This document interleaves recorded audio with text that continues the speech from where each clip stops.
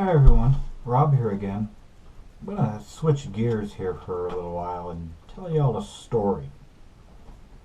Story about a little boy who grew up fairly lonely, not a lot of friends. Actually, for a number of years, no friends.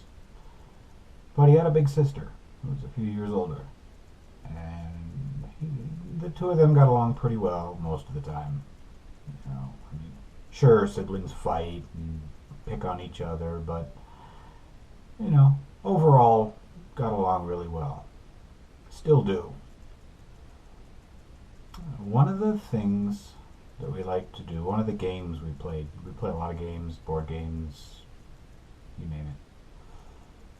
One of the things, I don't remember which one of us came up with it or how it came about, because we're going back, I don't know, I was 8 maybe, something like that, 8 or 9.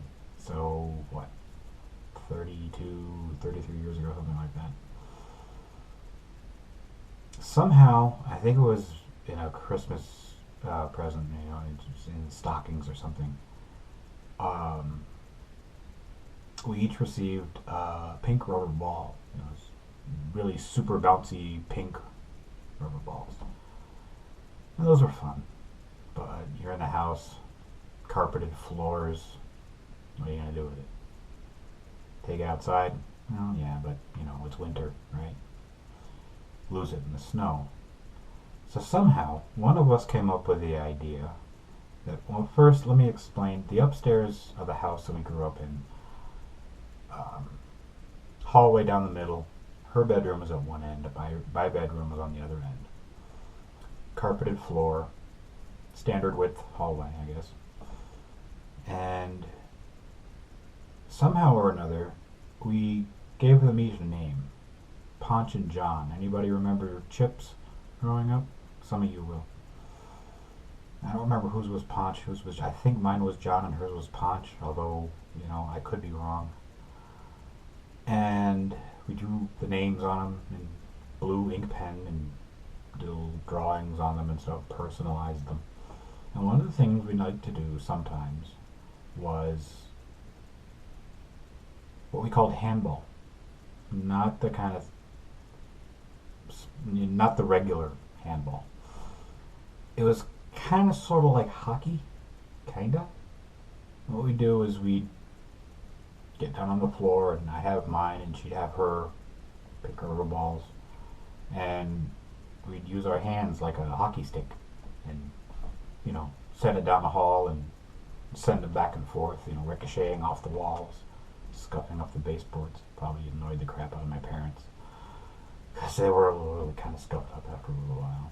But yeah, so we had our fun with that, and I don't even know where those two little pink rubber balls are. For all I know, they're still in a box in my dad's basement, unless Margaret has them. Not sure. That's my sister, by the way, for those that don't know, Margaret.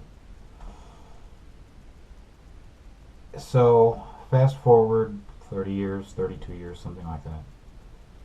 And I get a Christmas present in the mail that was addressed to the family here.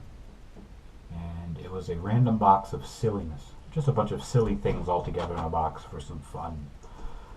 Because that's the kind of person she is. Love her for that, too. And she said, there's a little bit of something in the box for everybody. But there's one particular thing for Robert. That's what she calls me, because she always does. Everybody else calls me Rob, but I'll digress there for a second. But there's one thing for me in there, and I'll know what it is when I see it. Okay. So we open up the box. There's a paddle ball. There's some glow sticks and some silly neon colored glow in the dark goop in little plastic tubs. Just all kinds of random stuff. And then I see in the corner this. A little pink rubber ball exactly like the one that we used to play with when we were kids.